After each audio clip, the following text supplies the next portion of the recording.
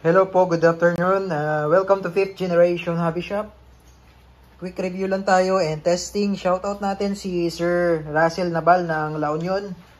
Sir, welcome to 5th Generation Hobby Shop. So ngayon magre-review tayo, unbox tayo ng isang airgun rifle. Ayan, ito po ay Magfire Ultra multi-shot na brake barrel. So hindi na po kailangan dito ng CO2. Hindi nyo na kailangan magpakarga ng hangin. Hindi siya PCP type. Ito ay brake barrel nitro piston. Ayan. Meron siyang piston sa loob. Yun ang nagpapagana sa kanya para magkaroon ng pressure at may itulak niya yung bala. No? So ito po model na to ay Magfire Ultra.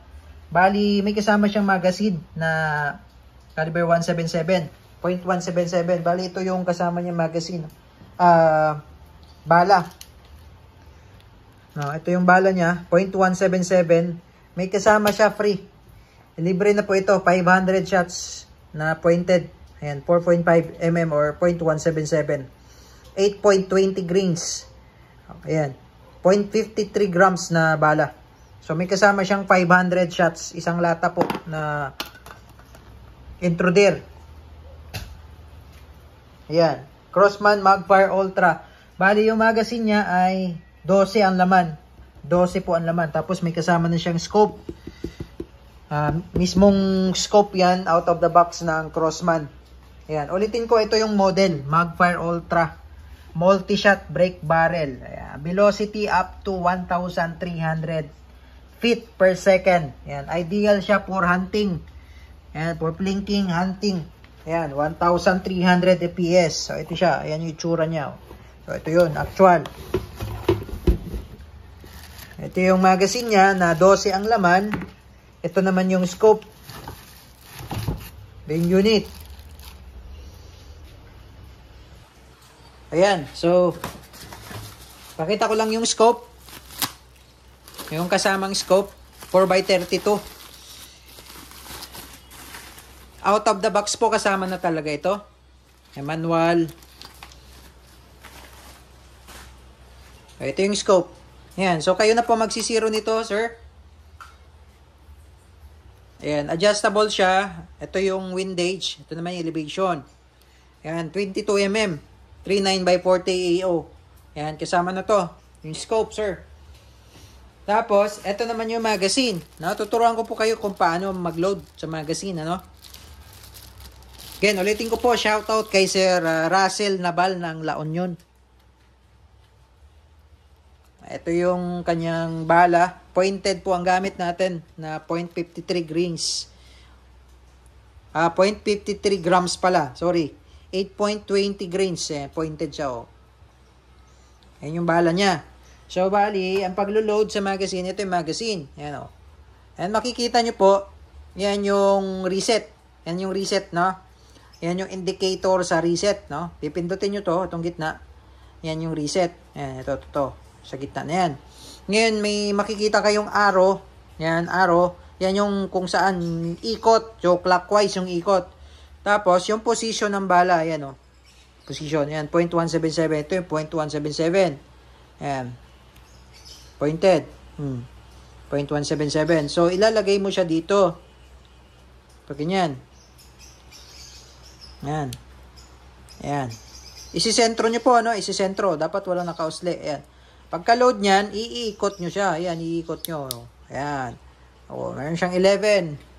I mean, lalagyan mo siya ng 11. Dahil nalagyan na natin ng isa. O. So, ganun lang ang pag-load. Ganun lang ang pag-load. So, ipapasok mo lang siyang ganyan. Ganyan, no? Paharap, no? Ganyan. Yan yung harapan. Pag ganyan po yung position ng bala. Tapos, ikot. Yan. Kapag kumalang, ibig sabihin hindi yan nakasentro. Ayan, o.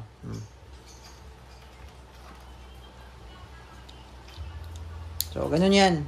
So, 7. So, kailangan pa natin mag-load ng 7. So, ganun lang kasimple yung paglo-load. Ingatan nyo lang yung magazine dahil wala tayong extra mag pa na available.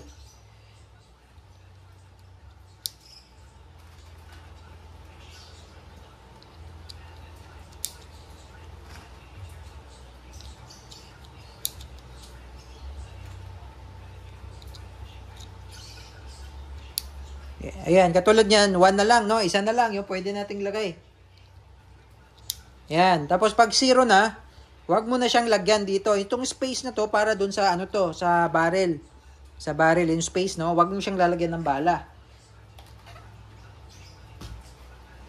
Ito yung Ultra 177 na nitro piston. So, ulitin ko, hindi na siya kailangan ng CO2. Hindi na siya kailangan kargahan. Dahil ang nagpapagana sa kanya ay yung nitro piston. Ayan, oh. So, i-brake mo siya. Kaya siya brake barrel ang tawag eh. I-brake. So, katulad nito, testing lang, no? Bawal po siyang paputukin na walang bala, no? At bawal rin siyang nakakasa pag i-stack mo siya. Yung i-standby mo, bawal siya nakakasa, no? Halimbawa, i-standby nyo po or i-stack nyo siya ng matagal, bawal pong nakakasa. So, ganito lang ang pag-brake niya, no? Oh. Luwain mo lang siyang ganyan.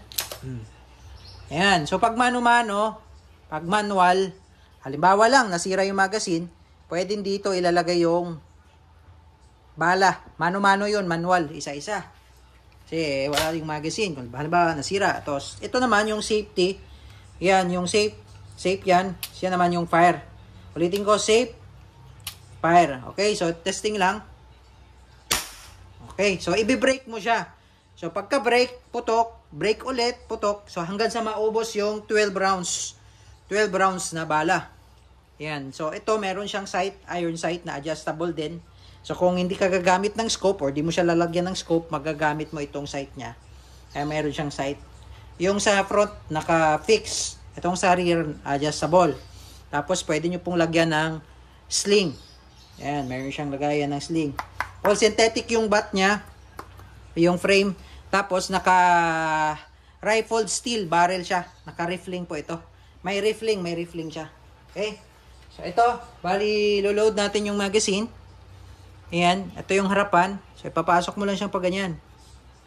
Tapos, ididiin nyo po. Ayan. Ngayon, pagka aalisin nyo, huhugutin nyo lang po yan. Huhugutin lang. Okay?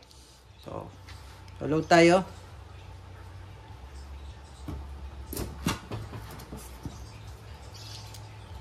So, ayan, nailagay ko na po yung magazine. Tapos, ikakasan nyo lang siya. Kumbaga, babaliin nyo. Yan. No, sagad po, dulo. Tapos, balik. Ayan. So, makikita nyo dito, meron na siyang 1. Ayan, o. Yan, o. 1. Yan, 1. So, pag kinasan nyo ulit, pinutok nyo. Pag kinasan nyo, magiging 2 yan. Okay? So, makikita natin yan mapaya. O, testingin natin sa lata ng, sa Pinas. Ito, lata ng San Marino. Oh, wala pa siyang tama. Testingin natin dyan.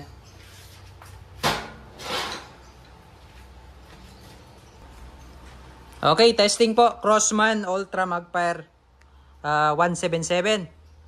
Okay, and firing.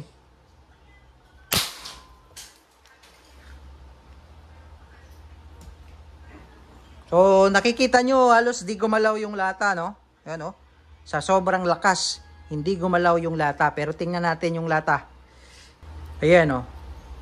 Oh. Putas. Tagos. Diba? So, halos, sa video, halos di gumalaw yung lata sa sobrang bilis at lakas ng lata. 1,300 feet per second po ito. Brake barrel. Ayan, oh. Tagos, oh. So, maganda siya pang hunting talaga. Ayan, oh. Kitang-kita nyo, no? Ito targetin natin, itong may San Marino, ha? Yan. Itong part na to. Ito. Yan ang tatargetin natin. Ayan. So, ang gagawin nyo lang, i-brake ulit, no? Hanggang sa maubos yung 12. Ayan, oh.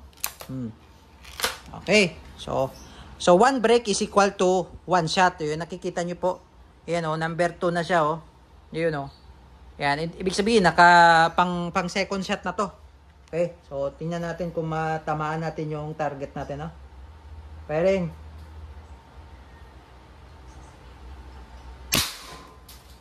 Okay. So, napansin nyo, yung lata halos hindi siya gumalaw, no? Yan, tingnan natin yung lata. So, ito yung tinuro ko kanina na titirahin natin. So, nasa baba yung tama niya, oh. Sa baba. Pero tagos, oh. Oh, so, ganun siya kalakas. Ayan. So, delikado to sa tao. Dahil talagang bumabaon ang bala nito. Yan. Pang hunting, pang bubuwet, pang daga. Ganda to.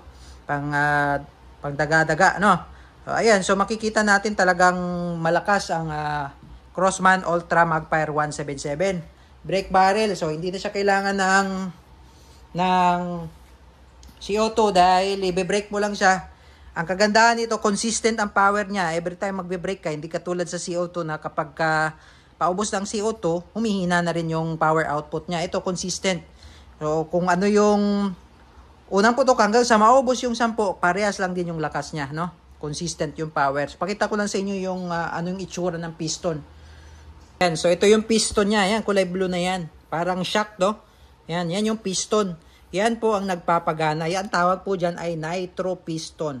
Yan, meron kasing spring yan katulad nung sa ating Hammerly. Yung Hunter 4750 combo, spring po ang nagpapagana doon. Ito yung latest. Ito po yung nitro piston na tinatawag. So, yan po yung nagpapagana sa kanya. Okay, so yun lang po. Crossman Magfire Ultra 177. Again, shout out kay Sir Russell Nabal ng La Union.